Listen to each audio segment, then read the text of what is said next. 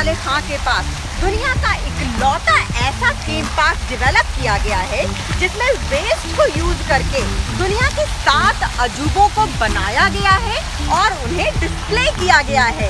आज हम आपको उन 7 अजूबों को कैसे है वो देखने में आपको दिखाएंगे, उनके पीछे की इंटरेस्टिंग कहानी सुनाएंगे और इस पूरे पार्क में आपको घुमाएंगे। चलिए हमारे साथ।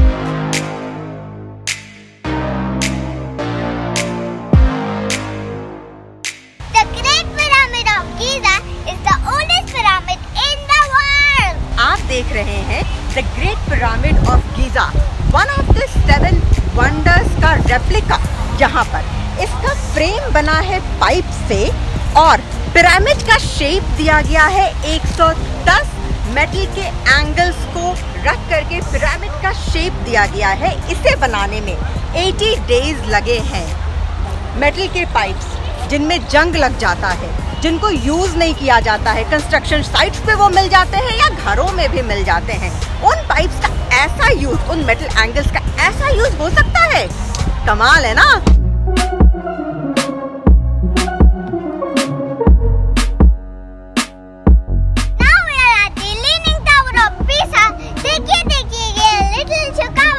वेरी इंटरेस्टिंग टू नो कि लीनिंग टावर ऑफ पीसा का ये रेप्लिका, इसे बनाने में यूज हुआ है लगभग 9 टन का कबाड़ और 100 दिन में इस पूरे स्ट्रक्चर को कंप्लीट किया गया है।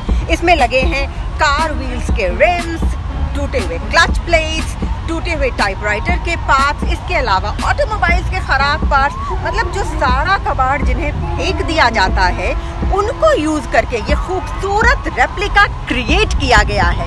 इतना सुंदर, एक बार देखना तो बनता है जनाब।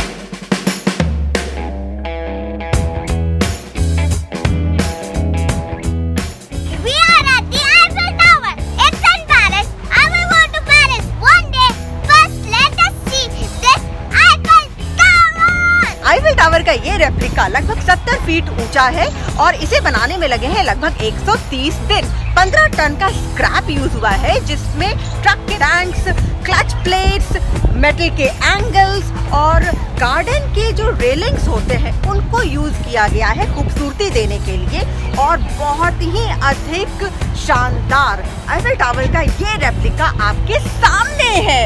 A piece of advice. Please do not touch any structure here.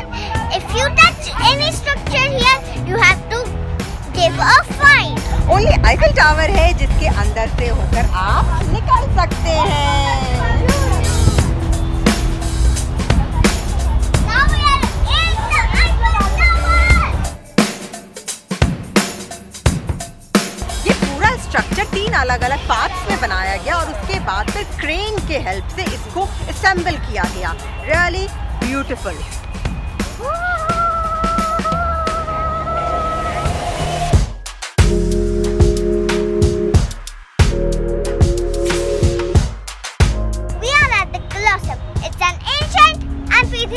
आप देख रहे हैं दुनिया का पहला जो एंशिएंट एम्फीथिएटर होता है रोम का, उसका रेप्लिका।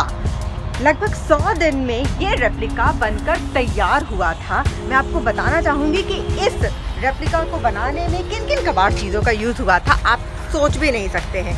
बच्चों के पार्क, उनके स्विंग्स, स्लाइड्स, टूटे हुए सीसॉज, उसके बाद फिर आप अगर सबसे ऊपर देखेंगे तो जो स्ट्रक्चर वो है ट्रक के मेटल शीट, उनसे वो टॉप स्ट्रक्चर बना है। उसके बाद फिर इलेक्ट्रिक के पोल्स इसमें यूज हुए हैं, मेटल के एंगल्स यूज हुए हैं, मेटल के पाइप्स यूज हुए हैं, कार के व्हील्स यूज हुए हैं। वो तमाम टूटी फूटी कबाड़ चीजें जो बेच दी जाती हैं उनको यूज करके ये खूबसूरत रेप्लिका क्रिएट किया गया।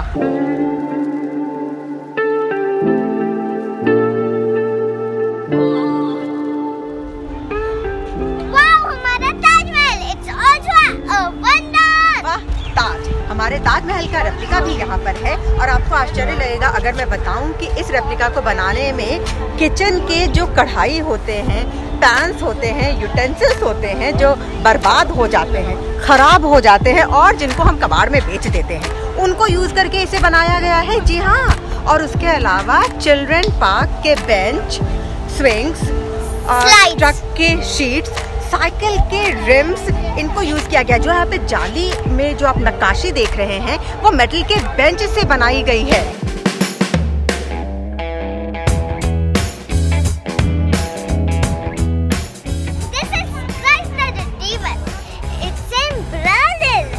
बहुत ही इंटरेस्टिंग है ये जानना कि क्राइस्ट द रिडीमर के इस रेप्लिका को बनाने में किन किन चीज़ों का यूज हुआ है। आप देखिए, जो इनके ड्रेस का सबसे नीचे का पार्ट है वो इलेक्ट्रिक के पोल्स हैं। उसके बाद ट्रक के शीट्स, मेटल के एंगल्स, जो हाथ बनाया गया है वो गाड़ियों के पार्ट से, नट बोल्ट से, इंजन से, गियर से बना है। एंड सबसे इंटरेस्टिंग है, आप अगर सिर की तरफ देखेंगे तो जो बाल बनाए गए हैं वो बाइक के चेन से बनाए गए हैं, स्प्रिंग से बनाए गए हैं। बहुत ही इंटरेस्टिंग ये स्ट्रक्चर है और ये क्रिएशन भी बहुत ही अधिक खूबसूरत और दिलचस्प है। सबसे नीचे का ये जो हिस्सा है वो बेंच के पार्ट से बनाया हुआ है। टोटल क्रिएटिविटी की दाद देनी पड़ेगी। जो सोच है, उफ, क्या इंटरेस्टिंग है, कमाल की सोच है। 6 वंडर्स तो हम लोग ने देख लिया है। अब कौन सा बच्चा है? ये, you are right, ये है statue of liberty.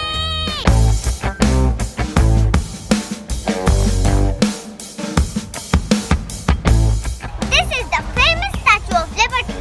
It's in New York.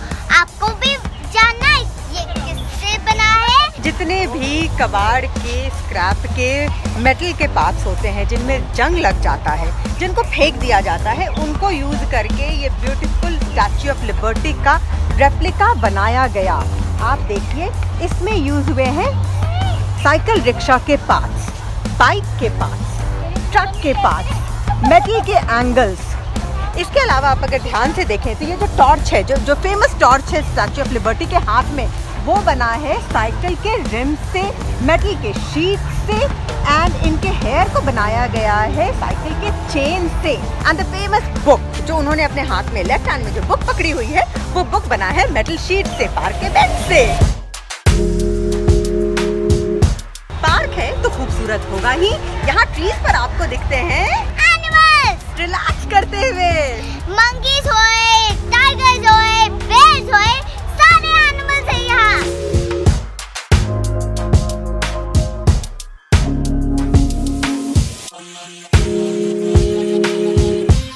कैसा लगा आपको ये waste of wonder park video? अगर आपको अच्छा लगा होगा तो इस वीडियो को लाइक, शेयर और सब्सक्राइब जरूर करना। वीकेंड विजिट इन दिल्ली में ये waste to wonder park is a must visit. इस वीडियो को ज्यादा से ज्यादा शेयर कीजिए, लोगों को पता चलना चाहिए कि इतना खूबसूरत वेस्ट टू वंडर पार्क हमारी दिल्ली में है। अब वीकेंड में वो आए यहाँ और अपने वीकेंड को बनाए मस्त। Keep watching. Bye bye.